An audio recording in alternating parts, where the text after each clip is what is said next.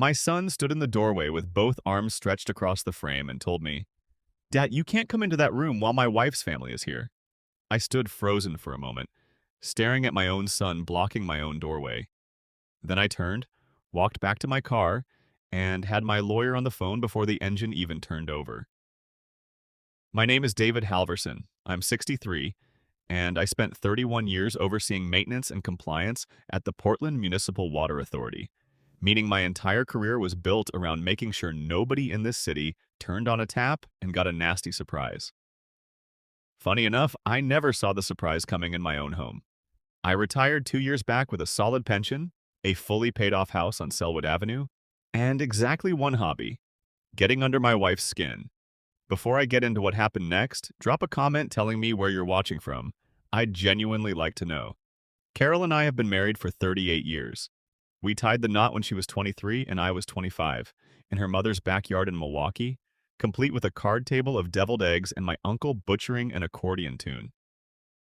We have one son, Ryan, now 34. He married Amanda 6 years ago. That's the backdrop.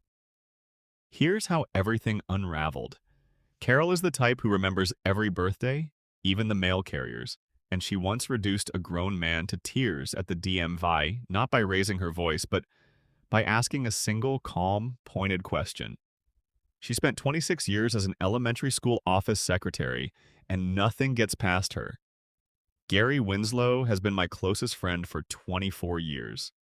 We met on a softball league that folded ages ago, and neither of us can still play, but we talk nearly every day. He left the Postal Service 4 years ago and now spends his days fixing lawnmowers nobody asked him to touch. Life before all this was peacefully ordinary. Sunday dinners, Carol tending her garden, Gary popping in unannounced with beer and strong opinions, Ryan checking in most weeks, less often after he married Amanda, which I brushed off as normal newlywed distance. Nothing worth worrying over. Amanda works as a paralegal at an estate planning firm downtown called Reyes and Blackmore.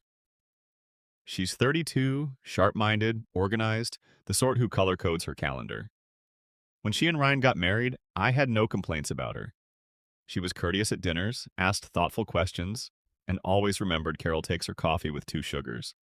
What I didn't realize for the first 4 years was that she and Ryan had poured nearly everything into a restaurant on Hawthorne called the Copper Skillet, and by early last year it was bleeding roughly $11,000 a month they didn't have. The red flags started small enough that I brushed past them. Last February, Ryan asked me offhandedly on the phone whether Carol and I had ever created a living trust. I told him no, we just had basic wills done years back through a Selwood attorney who'd since retired. Ryan said that sounded like something worth looking into, that people our age should plan ahead. I said, sure, eventually. In March, someone from a title company called our house confirming an appointment neither Carol nor I recalled setting. I assumed it was a mix-up. In April, certain mail stopped arriving, not everything, just select items, a few bank statements, which I blamed on postal delays, no offense to Gary. One Sunday that same month, I stopped by their apartment to return something Ryan had borrowed, and I overheard Amanda through the screen door, sitting on the back steps, on the phone, unaware I could hear her. She sounded exhausted in a way I'd never heard before, telling someone she just needed 6 more months, that she had a plan, that nobody was losing that restaurant under her watch. At the time, I only felt sympathy for her. Looking back, I now understand exactly what those 6 months meant and exactly whose money was going to fund that plan. None of it raised alarms on its own. I've never been the paranoid type. My whole career was spent trusting systems to function the way they're designed to. That trust was exactly my blind spot. In June, I stopped into our Umpqua bank branch to add Carol as a joint signer on a CD, something long overdue. The branch manager, Diane Kowalczyk, who'd helped us for 11 years, pulled up our account and her expression shifted. She said, "David, there's a power of attorney on file against this account from back in March." I told her that couldn't be right. We never signed anything of the kind. She turned the screen toward me. It showed Amanda Wexler Halverson listed as attorney in fact for David Halverson, with authority over banking, real estate, and financial matters, notarized March 14th. I didn't recognize the notary's name, and once I studied it closely, I didn't even recognize the signature as mine, just a rough imitation. I drove straight to the Multnomah County Recorder's office and pulled the record myself. 4 pages, my name printed clean across the top, a signature with a D that curved wrong, and a notary stamp from someone named Sharon Meeks, a person I had never met. Attached was a second document, a deed transfer request for the Selwood house, not yet filed, just waiting in a folder for the power of attorney to clear so it could be recorded. My house, paid off since 2019, sitting there ready to be signed into somebody else's name. I sat in my truck in that parking lot for a long time, rereading the notary date like it might somehow change. My hands didn't tremble, they just went completely still on the wheel, as if they'd forgotten their purpose. That night I called Gary. He answered on the second ring, same as always. I said, "Gary, I think Amanda's trying to take my house." Silence, then he said, "Say that again, slower." I explained everything, the power of attorney, the deed folder, the notary I'd never laid eyes on. He paused, then asked, "Does Ryan know about any of this?" I said I didn't know. Gary said, "That's the part that's going to sting worse than the money." He wasn't wrong.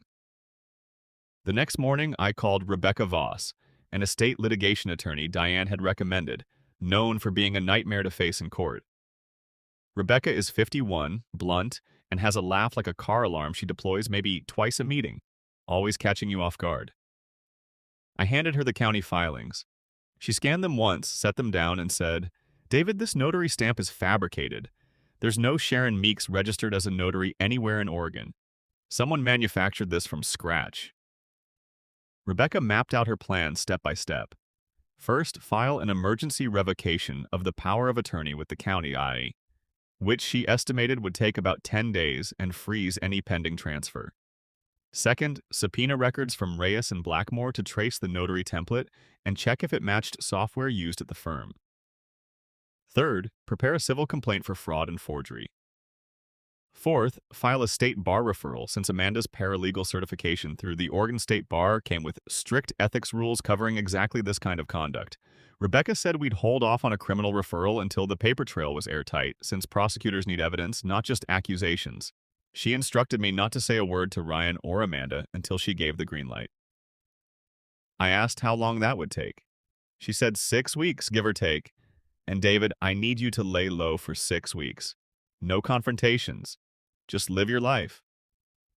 I tried. Carol didn't know the full details yet, only that something was off, because after 38 years, she can read me instantly, and I stopped sleeping properly around week 2. I finally told her everything on a Tuesday night at the kitchen table, and she went silent, then said in that flat, controlled tone she uses when she's more furious than I've ever seen her, "Get me a copy of that filing." She read it twice, then said, "That girl remembered my coffee order and forged my husband's signature in the same year. I'm almost impressed."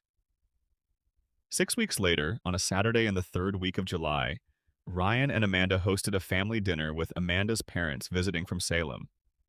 Rebecca had cleared us to move that same week, the power of attorney revoked, the notary confirmed as fake, and traced to a stamp kit ordered under Amanda's name, the transfer paperwork frozen before it ever reached the county desk.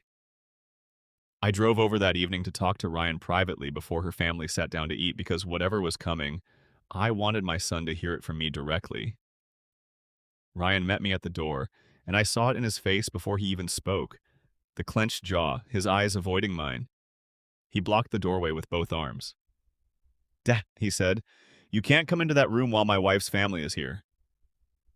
I stood there, looking at my own son guarding a table I'd been invited to, shielding the woman who forged my signature. I said, "Ryan, do you know what she did?" He said, "Not here." Amanda appeared behind him then, wiping her hands on a dish towel, and when she saw my expression, she froze in the hallway. She said, "David, whatever this is, can it wait until my parents leave?" I said, "No, Amanda, it can't. There's a power of attorney with my name on it and a fake notary stamp filed back in March." She didn't flinch immediately. She said, "I was protecting the house, David. Protecting it for the family, for Ryan, for you and Carol. You're getting older, and none of this was set up properly." I said, "I never asked you to protect anything." She said, You'd have thanked me eventually once you understood what I was trying to do for this family. I said, Amanda, the notary on that document doesn't exist. There's no Sharon Meeks registered anywhere in the state. That's not protection. That's forgery. She had no response to that. I watched her expression shift, not dramatic, just still, the same stillness my own hands had carried that day in the truck. Ryan looked at her, then at me, and something behind his eyes broke.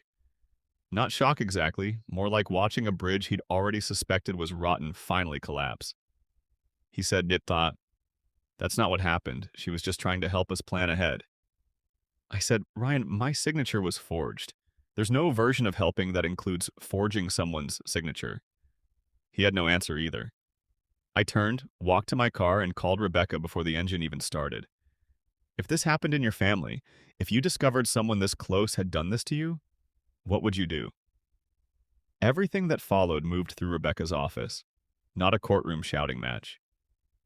Amanda was charged with first-degree forgery and identity theft under Oregon law, both Class C felonies given the forged power of attorney and the attempted deed transfer on a house worth over $400,000. She pled down to one count of forgery, receiving 3 years probation, restitution covering our legal costs, and a permanent revocation of her paralegal certification through the state bar. She lost her position at Reyes and Blackmore within a week of the firm receiving Rebecca's subpoena.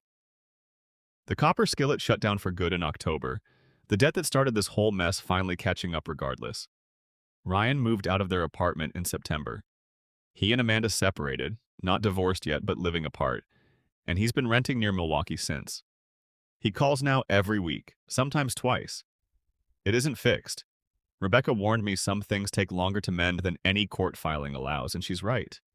But he showed up for Thanksgiving. He sat beside me instead of across from me, and that felt like something. The house remains ours, deed clear, nothing pending. Carol had the locks changed that same week, not out of fear Amanda would show up uninvited, but because, in her words, a woman deserves to feel like her own front door means something again.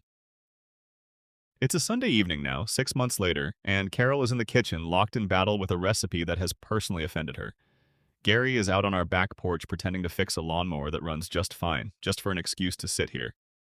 Carol shouts through the window that dinner's ready in 20 minutes, and that if Gary wrecks another mower on her lawn, she's billing him for the grass damage.